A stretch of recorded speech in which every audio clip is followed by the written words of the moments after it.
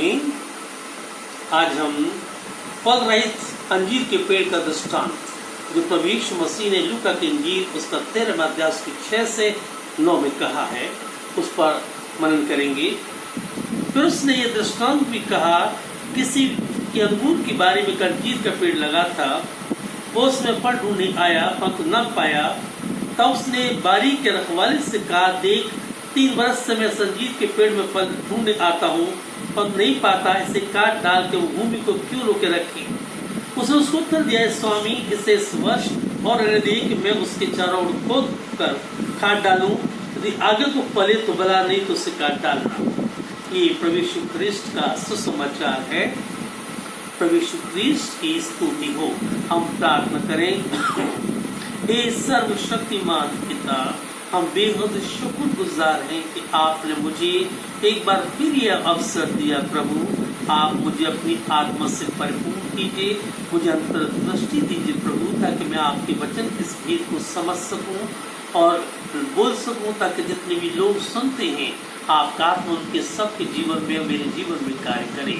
यह सब कुछ आपके पुत्र हमारा उद्धार करता प्रभु यीशु मसीह के नाम से मांगते हैं, आमीन। ये फल रहित अंजीर के पेड़ का दृष्टांत है जो प्रभु यीशु मसीह ने कहा। और जैसा हम जानते हैं, बाइबल पढ़ते हैं, बाइबल सुनते हैं कि परमेश्वर पिता ने हमें जीवन दिया है और इस जीवन में हम संसार की सारी उपलब्धि हासिल कर सकते हैं। ठीक है वो, लेकिन वो हमारे ही काम आते हैं, हमारे लिए होते हैं। लेकिन ये बहुत ज़रूरी है कि हम हमारे जीवन में फल आए, हमारे जीवन में वो गुण विकसित होने चाहिए जो गुण हमारा परमेश्वर में देखना मांगता है। हम या बहुत से किसान या माली पेड़ लगाते हैं और फलों के वृक्ष लगाते हैं, उसकी सेवा करते हैं, उसकी देखरेख करते हैं, खाद पानी देते हैं, इसलिए और समय होने पर उसमें वो ये एक्सपेक्ट करते हैं कि वो उसमें फल आए।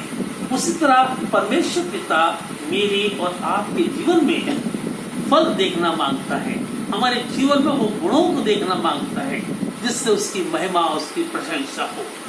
और ये अगर हमारे जीवन में कहीं कमी है तो हमारे पास हमारा प्रभु मौजूद है। हम अपनी गलतियों को स्वीकार कर सकते हैं और तब हमारा प्रभु हमें क्षमा कर देगा और दोबारा से हमारे जीवन नया हो जाता, हरा हो जाता है और वो गुण हमारे जीवन में शुरू हो जाते हैं।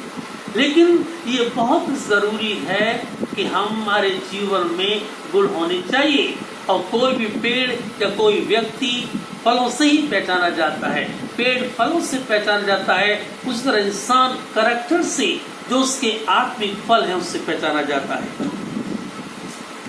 वचन की बात जो मैंने अभी नोट की है वो ये है, यहाँ प्रभु यीशु मसीह इज़राइल राष्ट्र के बारे में बातचीत कर रहे थे कि इस राष्ट्र को परमेश्वर पिता ने 3 पदवियां दी कि ये मैं इनका पिता, ये मेरी संतान है, मैं इनका राजा और ये मेरी प्रजा है, मैं इनका पति और ये मेरी पत्नी है।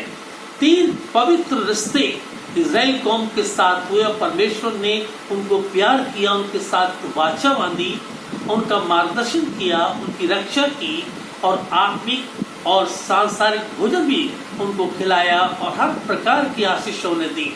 लेकिन फिर भी उनके बुरे कामों के कारण उनके जीवन में फल नहीं लगे। उसकी परमेश्वर की वाचा को उन्होंने तोड़ दिया, परमेश्वर की मर्जी को छोड़ दिया, परमेश्वर के मार्ग को छोड़ दिया और इस तरीके से परमेश्वर से दूर हो गए। लेकिन ये दृष्टांत हमारे व्यक्तिगत जीवन, हमारे पारिवारिक जीवन के लिए भी है और व्यक्तिगत जीवन के लिए भी है। हर एक व्यक्ति को सावधान रहना चाहिए और ये होना चाहिए कि हमारे जीवन में फल लगने चाहिए। क्या हमारे जीवन में फल लगे हैं कि नहीं है? और यदि नहीं है तो ये बड़ी भयंकर बात है और परमेश्वर इस चीज से घृणा करता है। पुराने नियम में फलदायी वृक्ष यानी किसको बोलते थे? पुराने नियम में जब हम पढ़ते हैं तो फलदायी वृक्ष धर्मी और परमेश्वर केंद्रित जीवन को फलदायी वृक्ष के रूप में देखा जाता था। भजन संहिता 1:3 में वो उस वृक्ष के समान है जो बहती नदियों के किनारे लगाया गया, जो अपनी ऋतु में फलता है, उससे उसके पत्ते कभी मुरझाते नहीं, और वो पुरुष जो कुछ करता है सफल होता है। यिर्मयाह 17:7-8 में लिखता है, वो उस वृक्ष के समान है जो नदी के किनारे लगा हो, जिसकी जड़ जल के पास फैली हो। जब धूप होगी तब उसको न लगेगी, और उसके पत्ते हरे रहेंगे, और वो सूखे वर्ष में भी फलता रहेगा। ये उस व्यक्ति का जो व्यक्ति ईश्वर केंद्रित है, परमेश्वर केंद्रित है, और परमेश्वर के स्थान उसके जीवन में है, क्योंकि उसने उसको बनाया है, उसके मार्ग पर चलता है, तो परमेश्वर पिता उसे इस तरह हरा भरा वृक्ष बनाता है जिसमें बहुत से फल लदे होते हैं, जिसका नाम सिर्फ मालिक बल्कि हर एक रागीर भी मान करता है।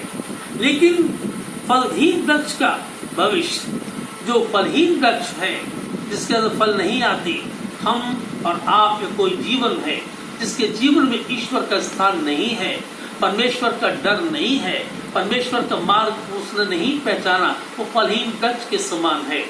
और लूका के इंजील 30:10 लिखता है, अब कुलाड़ा पेड़ की जड़ पर रखा है कि वो काटा और आग में डाला जाता है। और यही बात यूहन्ना बपतिस्मादाता ने भी कही। ये मेरे लिए और आपके लिए बहुत डरावनी बात है। इससे पहले कि ये चीजें हमारे जीवन में हों, हमारी जीवन का वो समय आए, हमें पूरी रीति से मन से पश्चाताप करना चाहिए। हमें अपनी गलतियों को एक करके खोजना चाहिए, उन तमाम बातों को प्रभु के समक्ष रखना चाहिए, और प्रभु से समझ और बुद्धि मांगना चाहिए, पश्चाताप करना चाहिए, ताकि प्रभु हमारा जीवन पूरी तरीके से रेस्टोर करने में कामयाब है, और साथ साथ हमारा जीवन दोबारा से फलहीन की जगह फलदायी वृक्ष की तरह बनाएगा। परमेश्वर आप सबको बहुत बहुत आशीष प्रदान करे।